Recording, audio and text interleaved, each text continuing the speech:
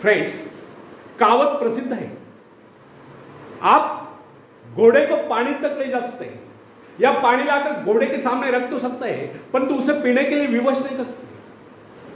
यदि घोड़े को प्यास लगी है तो पानी पीकर प्यास तो उसे शांत करनी होगी। अपनी गर्दन को झुकाकर पानी में मोह तो उसे डालना होगा। प्रकृति को दोषी ठहराने में और वास्तविकता में कितनी भिन्नता है, इसका एक उदाहरण है। देखिए, अन्न जीवन की सबसे आवश्यक वस्तु है। शरीर रूपी भट्टी के लिए वो ईंधन का काम करता है। संसार में निर्धनों की प्रमुख समस्या दो की रोटी है। कुछ लोगों का यह कहना है कि अन्न की कमी है क्योंकि धरती उतनी उपजाऊ नहीं, खेती के लिए इतने साधन नहीं है, समय नहीं है।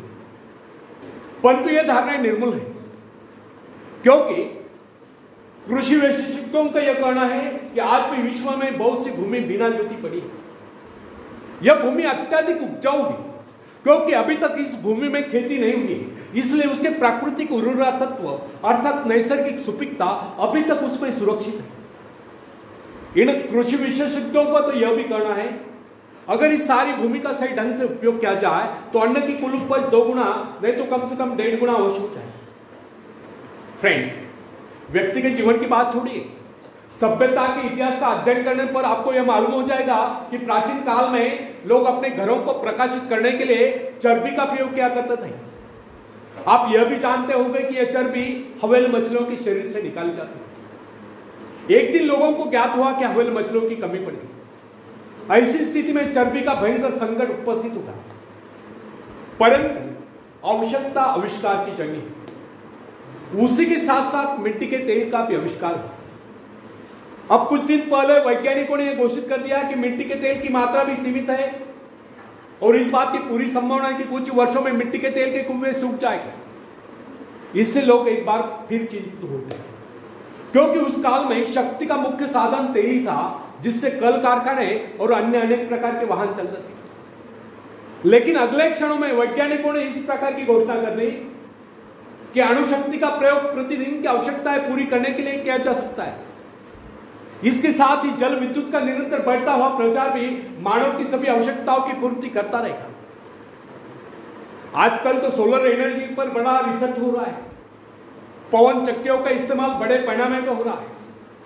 इस प्रकार प्रकृति के अक्षय भंडारों और मनुष्य की चमत्कार पूर्ण आविष्कारक प्रवृत्ति के अनेक उदाहरण इस तथ्य की पुष्टि करते हैं, यदि व्यक्ति उत्साही और स्वावलंबी हो तो उसके लिए संसार में किसी चीज की कोई कमी नहीं। खोजने पर वह सब कुछ प्राप्त कर लेता है। इसलिए कहा गया, जिन्हें खोजा तिन्हें पाई। मनुष्य को भ्रम होता है कि उसने बहुत कुछ कर लिया, बहुत कुछ पा लिया है और अब प्रकृति के स्रोत खाली हो गए, किंतु यह उसकी भूल है, वह भ्रम में जी रहा है। वास्तविकता तो यह है कि मनुष्य ने अभी तक विश्व के एक अंश पर विजय प्राप्त की। पता नहीं अभी तक पृथ्वी के गर्भ में कितने खजाने अछूते दबे पड़े। यह विशाल ब्रह्मांड, इसका अंतहीन घेरा मनुष्य की प्रतिभा के लिए भयंकर चुनौती है। वैज्ञानिक न्यूटन ने गणित संबंधी नियमों द्वारा इस संसार की विशालता का अनुमान लगा लेने के बाद कहा था, मैं तो अभी तक एक अथांग सागर के तट पर किसी अबोध बालक की तरह आयुबार खाक छानने पर भी मेरे हाथ केवल कुछ सिपियां ही लगी। न जाने इस ब्रह्मांड सागर के धरोतले न जाने कितने करोड़ों करोड़ों माणिक मोती बिखरे हुए पड़े हैं जिनकी हमें अभी भी तलाश है। यह बात सच कि संसार असीम और परिमित, ब्रह्मांड में हमारी सभी इच्छा और आशा आकांक्षाओं को पूरा करने की क्षमता है। सुख प्राप्त करने के लिए केवल इन स्रोतों का उपयोग करना उत्साह द्वारा ही संभव हो सकता है।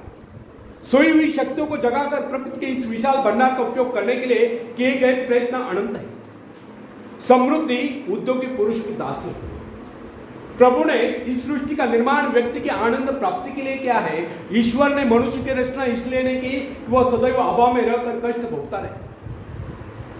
क्या आप बता सकते कोई रचनाकार अपने किसी भी कृति के लिए इस प्रकार के भविष्य की रचना कर सकता है?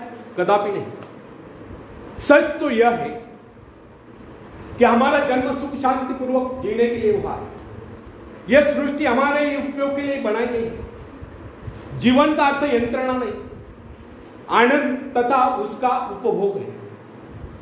अर्थात आनंद का अर्थ रुच्चंकल क्रीडा या अय्याशी नहीं, विलासिता और अय्याशी तो जीवन को पतन के गत की ओर जाते हैं।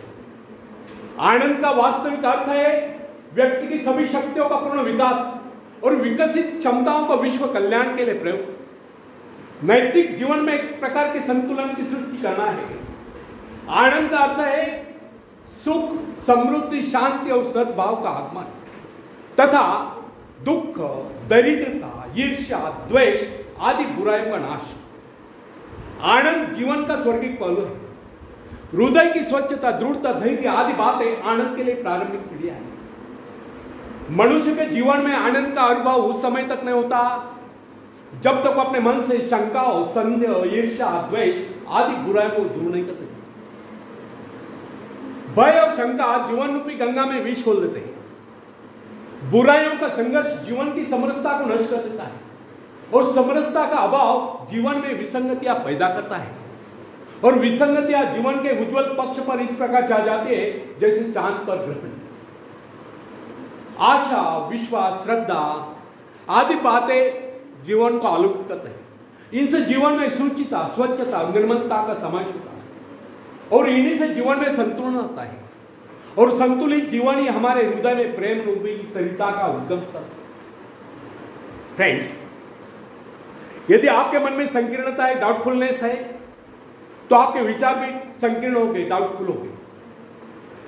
संकीर्णता के कारण मानसिक रूढ़िवादिता को प्रोत्साहन मिलता है। संकीर्ण विचारों वाला व्यक्ति अपने आप को इस संसार से निकालकर अंधेरे कुएं में कहीं हो जाता है। उसका जीवन, उसके जीवन का ध्येय तथा अन्य गतिविधियां संकीर्ण घेरों में बनकर रह जाती है। कोल्हू के बैल की तरह आंखों पर पट्टी बांधकर निरंतर चलते रहने पर भी वो वैसे के वैसा ही रहता है। उन्नत विचारों से उसका नाता टूट जाता है और एक दिन आता है जब